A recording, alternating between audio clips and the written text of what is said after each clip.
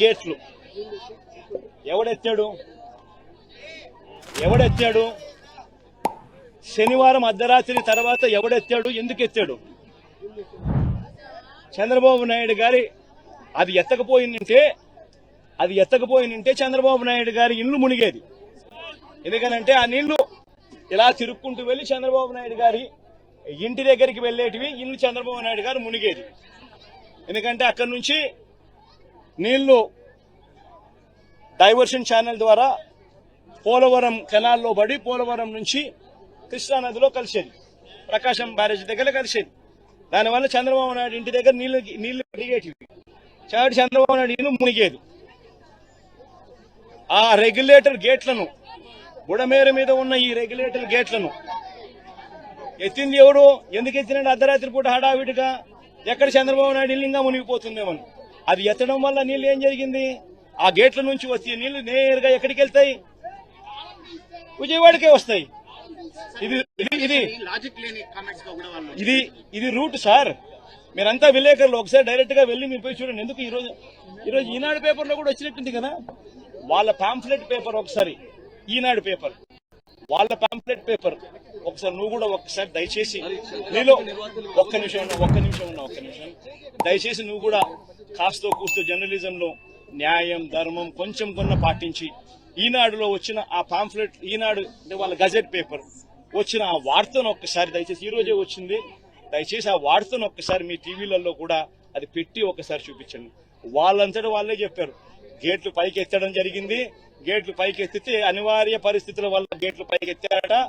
అనివార్య కారణాల వల్ల నీళ్లు విజయవాడకు వచ్చినాయంట. వాళ్ళు రాసిన మాటలే. దయచేసి ఏమాత్రం కూడా జర్నలిజంలో నిజాయితీ న్యాయం ఉంటే దయచేసి ఆ వార్త కూడా పెట్టమని అడుగుతుంది. ప్రభుత్వం నుంచి ఎలాంటి డిమాండ్ చేయబోతున్నారు?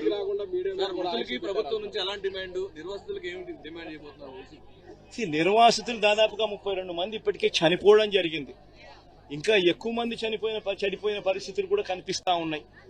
మృతుల కుటుంబాలకు ప్రభుత్వం తప్పిదం వల్ల మరీ ముఖ్యంగా జరిగిన ఘటన ఇది. ప్రభుత్వం తప్పిదం, మ్యాన్ మేడ్ ఫ్లడ్ వల్ల జరిగిన ఘటన ఇది. చంద్రబాబు నాయుడు గారు పుష్కరాల సమయంలో తన షూటింగ్ కోసం ఎలా 29 మందిని బలికొన్నాడో, తన షూటింగ్ సందర్భంగా తను ఒక హీరోగా కనిపించాలనే తాపత్రయంతో మనుషులందరినీ ఒకేసారి పంపించినాడో ఆ షూటింగ్ ఎఫెక్ట్ కోసం, దానివల్ల తొక్కిసలాట 29 మంది ఆ రోజు ఎలా గోదావరి పుష్కరాల్లో చనిపోయినారో, ఇప్పుడు కూడా సేమ్ ఇదే మాదిరిగానే చంద్రబాబు నాయుడు తప్పిదం వల్ల ఒక మ్యాన్ మేడ్ ఫ్లడ్ క్రియేట్ అయ్యి, మ్యాన్ మేడ్ ఫ్లడ్ వల్ల ఈ రోజు 32 మంది చనిపోయినారు. మరి చనిపోయిన ఈ 32 మందికి తన తప్పిదం వల్ల జరిగిన ఈ తప్పుకి తాను గవర్నమెంట్ లో ఉంటూ క్షమాపణ చెబుతూ, గవర్నమెంట్ చేసిన తప్పిదం వల్లనే ఇది న్యాచురల్ కెలామిటీ, న్యాచురల్ గా జరిగిన డెత్ కాదు ఇది. తెచ్చుకోకుండా పోవడం, ఇవన్నీ చేసి బురదజల్లే కార్యక్రమం చేయడం అన్నిటికంటే దౌర్భాగ్యం, నీచం. తప్పు చేసిన వాడు ఎదురుదాడి చేస్తే తప్పించుకోవాలనుకుంటే మాత్రం వదిలిపెట్టే సమస్య లేదు. తప్పు చేసిన వాడు తప్పు చేసినట్టు ఒప్పుకోకపోయినా సైలెంట్ గా ఉంటే గమ్మునుంటాం తప్ప మళ్ళీ ఎదురుదాడి చేయడం, ఇది కొత్త విద్య నేర్చుకున్నారు. ఈ రాష్ట్రంలో ఎప్పుడు లేదు. రాజకీయ పార్టీలు చాలా భయపడతాయి, ప్రజాభిప్రాయానికి తల ఒగ్గతాయి. ఇది ప్రజాభిప్రాయానికి కాదు, నేను చెప్పిందే ఏకపక్ష నిర్ణయం అనే ఆ ధిక్కార ధోరణి కానీ అహంభావం కానీ, ఆ అహంభావం ఇక్కడ చెల్లవు, అది కరెక్ట్ కాదు. నీ ఒక్క వ్యక్తి వల్ల, ఒక వ్యక్తి అసమర్థత వల్ల ఇన్ని లక్షల మంది బాధపడితే, ఇంకొక పక్క నేచర్ కూడా కలిసి రాకపోతే విక్కరించే విధంగా మాట్లాడడం దుర్మార్గమైన కార్యక్రమం. దాన్ని ఏమాత్రం కూడా ఉపేక్షించాం. చరిత్రలో ఎప్పుడూ పడని వర్షాలు పడ్డాయి. 37 సెంటీమీటర్ల వర్షపాతం ఎప్పుడన్నా విన్నారా మీరు?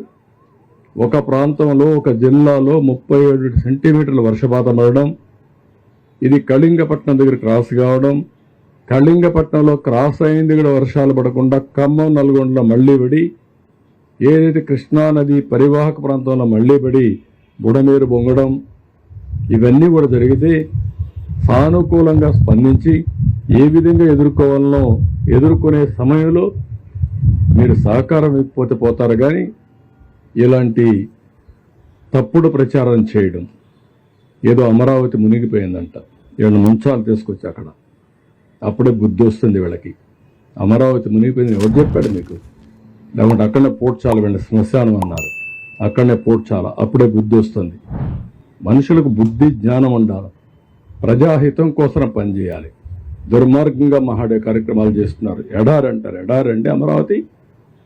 ఇంకా సిగ్గు రాలేదు మీకు? అంటే ప్రజలు వింటారు కాబట్టి ఎదురుదాడి చేస్తారా మీరు? ఎన్ని రోజులు ఎదురుదాడి చేస్తారు? ఎదురుదాడి చేస్తే ప్రజలే చూసుకోవాల్సిన అవసరం ఉంది. ఇలాంటి వాళ్ళని సంఘ బహిష్కరణ చేయాల్సిన అవసరం ఉంది.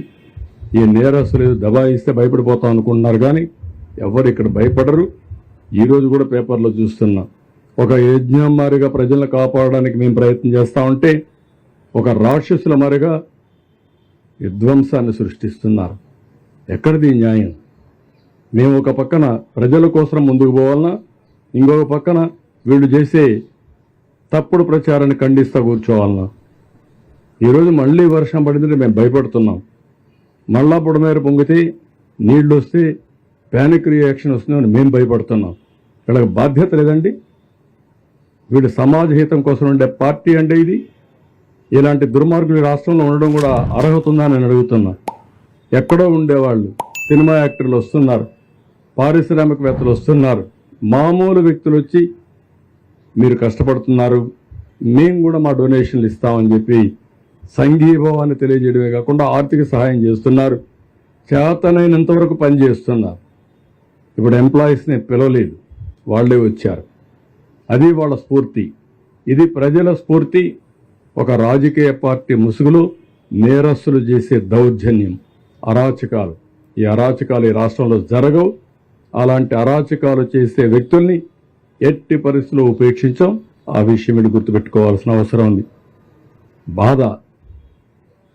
రాత్రి మగుళ్ళు కష్టపడుతున్నాం, ఎంతోమంది కష్టపడుతున్నారు. ఆఫీసర్లందరినీ ఎప్పుడూ బురదలో తిరగనటువంటి ఆఫీసర్ని బురదలో తిప్పి పని చేపిస్తున్నాం. కోప్పడుతున్నాం. తప్పదు, వెళ్ళాలి, ఉండాలి, కూర్చోవాలి. ఒక సీనియర్ ఆఫీసర్ ఫీల్డ్కి రారు. అలాంటిది ఈరోజు చీఫ్ సెక్రటరీతో సహా అందరినీ ఫీల్డ్లో పెట్టి పని చేపిస్తున్నాం. అది మా కమిట్మెంట్. బురదల్లే కార్యక్రమం మానండి.